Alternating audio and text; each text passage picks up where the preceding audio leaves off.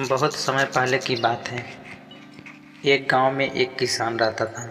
उसका नाम रामू था। रामू किसान बूढ़ा था और उसकी पत्नी सुंदर और जवान थी। किसान की पत्नी को हमेशा यह लगता था कि उसकी शादी बूढ़े आदमी से कर दी गई है। यह सोच सोच कर वह हमेशा दुखी रहती थी। एक दिन उस गांव में कहीं से एक ठग आया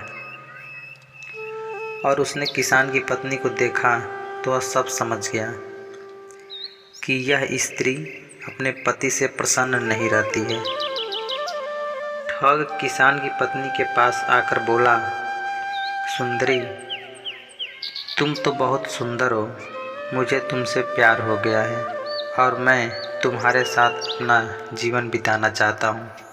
क्या तुम मेरे साथ मेरे घर चलोगी? क्या तुम मेरी अर्धांगिनी बनोगी? किसान की पत्नी ठग की बातों में आ गई और अपने पति को छोड़कर उसके साथ जाने के लिए तैयार हो गई। दोनों ने भागने के लिए दिन और समय तय कर लिया था। ठग ने कहा, तुम्हारा पति तो बूढ़ा हो गया है, वह धन का क्या करेगा? तुम ऐसा करना, अपने साथ घर में रखा धन और जेवर भी रख लेना, वो भविष्य में हमारे बहुत काम आएंगे। स्त्री उस ठग की बातों में पहले ही आ चुकी थी और उसके कहे अनुसार उसने घर में रखा जितने भी पैसे और जेवर थे वह सब अपने पास रख लिए। और एक दिन वह समय आ गया। रात्रि में जब उसका पति और पूरा गांव सो रहा था तब किसान की पत्नी ठग के साथ घर से भाग गई। सुबह होते होते जब ये गांव से बहुत दूर निकल गए तब रास्ते में उन्हें एक बड़ी सी नदी मिली। ठग ने सोचा, मैं किसी तरह इसका धन और सारा जेवर लेकर इसे यहीं छोड़ देता हूँ। यह स्त्री वैसे भी अधेड़ उम्र की हो चुकी है। मेरे पास धन रहेगा तो कई जवान सुंदर स्त्रियां मिल जाएंगी। नदी को देखकर ठग किसान की पत्नी से बोला, प्रिय, इतना सारा धन लेकर हम नदी को पार नहीं कर सकते। पहले मैं इस धन को नदी के पार ले जाकर किसी सुरक्षित स्थान पर रख देता हूँ और फिर मैं वापस आकर तुम्हें भी नदी पार करवा दूंगा।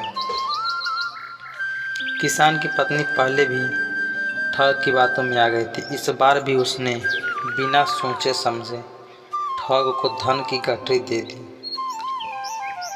और उससे जाने के लिए बोली। किसान की पत्नी वहीं बैठकर उस ठग के आने का इंतजार करने लगी। बहुत अधिक समय बीत गया परंतु ठग लौट कर वापस नहीं आया। अब किसान की पत्नी को सारा माजरा समझ में आ गया था और वह अपना सब कुछ लूट जाने के बाद दुख के वजह से नदी के किनारे बैठकर जोर जोर से रोने लगी। उसी समय एक गीदड़ी मुंह में मांस का टुकड़ा लेकर स्त्री के सामने से गुजरी।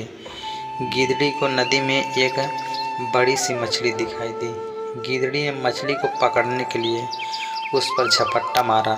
मछली उछलकर दूर चली गई और गीदड़ी के मुंह में रखा मांस का टुकड़ा भी नदी में गिर गया और तेज धार में वह बह गया।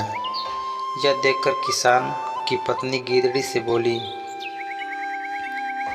अरे, तू तो अपनी मूर्खता के कारण मांस के टुकड़े और मछली दोनों हाथ से धो बैठी।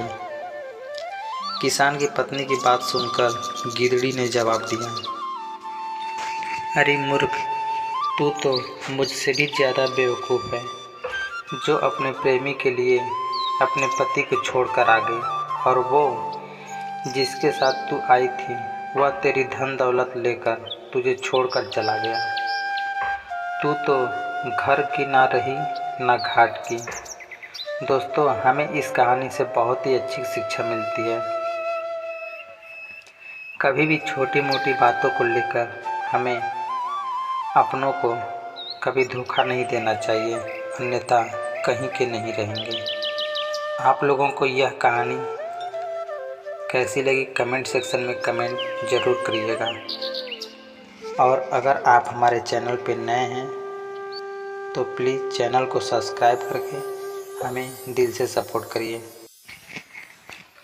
ताकि मैं आप लोगों के लिए इसी तरह की कहानियाँ लेकर आता रहूँ। बहुत ही जल्द मिलेंगे एक नई सोच, नई कहानी के साथ। तब तक के लिए आप लोग अपना ख्याल रखें। धन्यवाद।